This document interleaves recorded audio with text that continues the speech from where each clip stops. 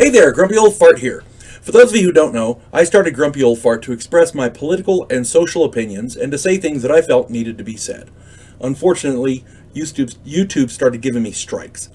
As a hedge against this happening, I've created backup YouTube channels, Grumpy Old Gamer and Grumpy Old Ufologist. I also created a channel called Grumpy Old Fart over on Rumble, a free speech alternative to YouTube. You can find all of my stuff there, including my political opinion and current events. The link to my Rumble channel, as well as links to let you order my books, are in the description of this video.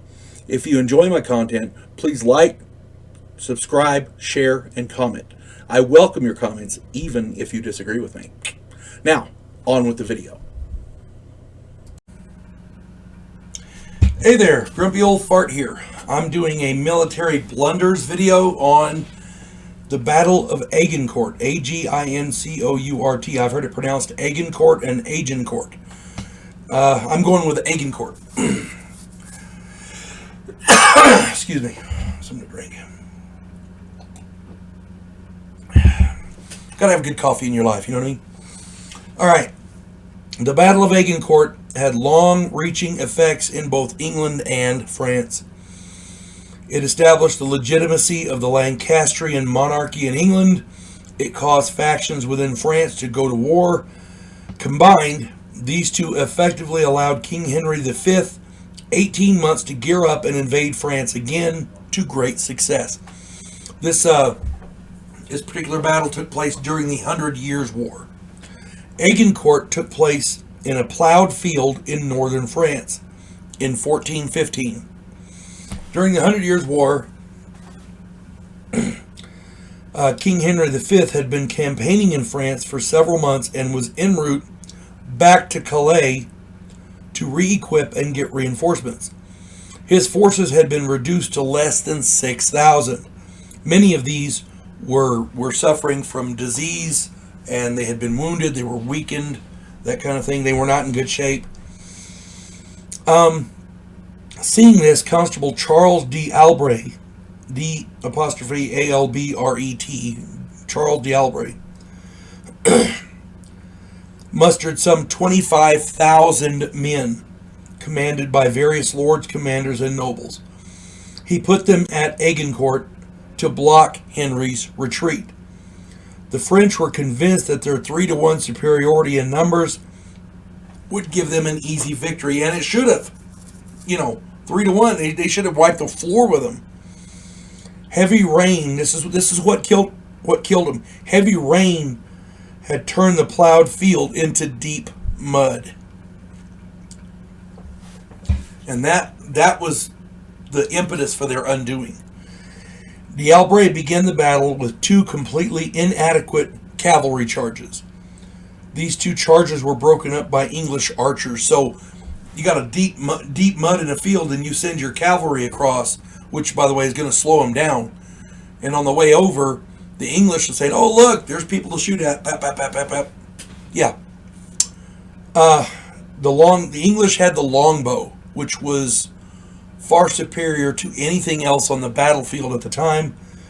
These longbowmen were extremely accurate, and they were very, very effective. Here's another mistake that d'Albret made. Before the cavalry had returned, he launched a foot assault of 8,000 men-at-arms. So you've got footmen slogging across this muddy field. When the cavalry fell back, they crashed into the French footmen.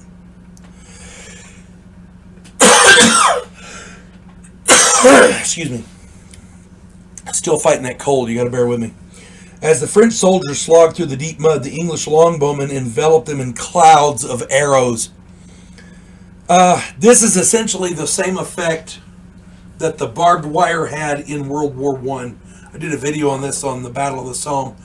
They stretch barbed wire across, and when the enemy comes across, they hit the barbed wire. They have to stop and cut it.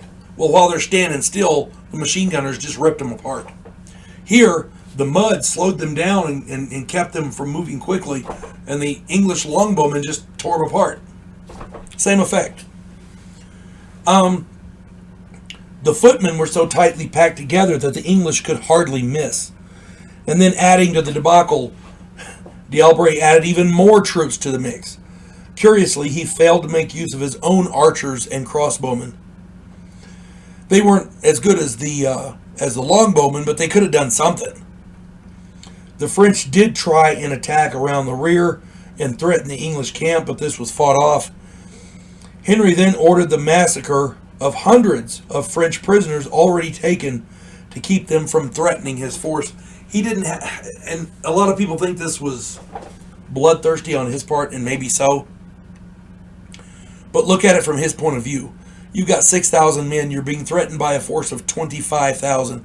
You cannot spare the troops. And by the way, you're 6,000 men. Most of them, many of them are wounded and sick. You cannot spare the troops to watch the prisoners. You can't do it. It was a military decision. And I hate to say it, but I might have made the same decision. I don't know. It depends on the circumstance and the situation, but militarily, he may have made the right call. Was it mean and bloodthirsty? Yes. But so is war. When you're fighting for your life, you do what you got to do. You know what I'm saying? The French suffered a catastrophic defeat, losing 8,000 men, including some 5,000 nobles. They lost 90 to 120 great lords and bannerets. D'Albret was also killed.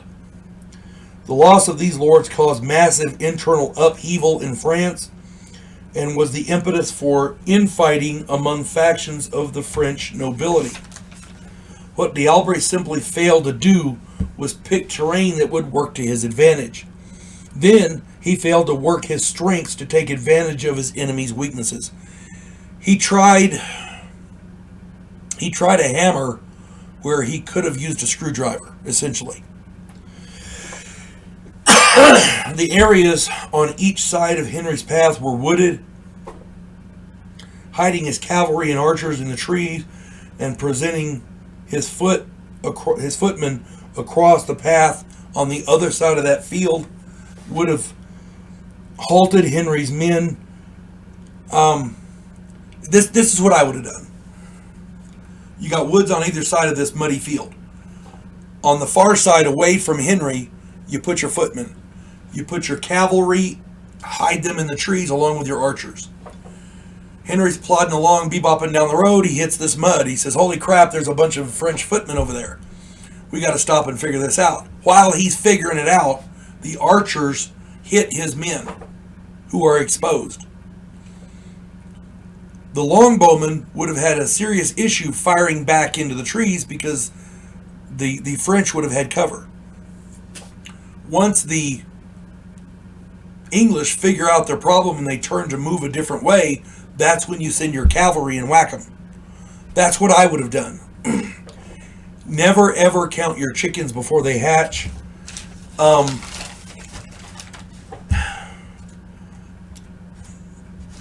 My contention there would be if you can get the cavalry behind him while he's at the mud, you could have forced Henry, to try to cross that muddy field. Then he would have been trapped in between the cavalry, the archers, and the footmen. You see what I'm saying? It would have been a game changer. D'Albret simply tried to pound on him until he died, and Henry was not an idiot, but it wouldn't have taken a genius to defeat that battle plan. That's all I'm saying. D'Albret screwed the pooch is what it boils down to. I hope this finds everybody well. And again, the reason I do these is because I do a lot of wargaming, and anybody who does wargaming can benefit from a study of history. This would be something to study. Just saying. Hope this finds everybody well. You folks have a good day. God bless one and all.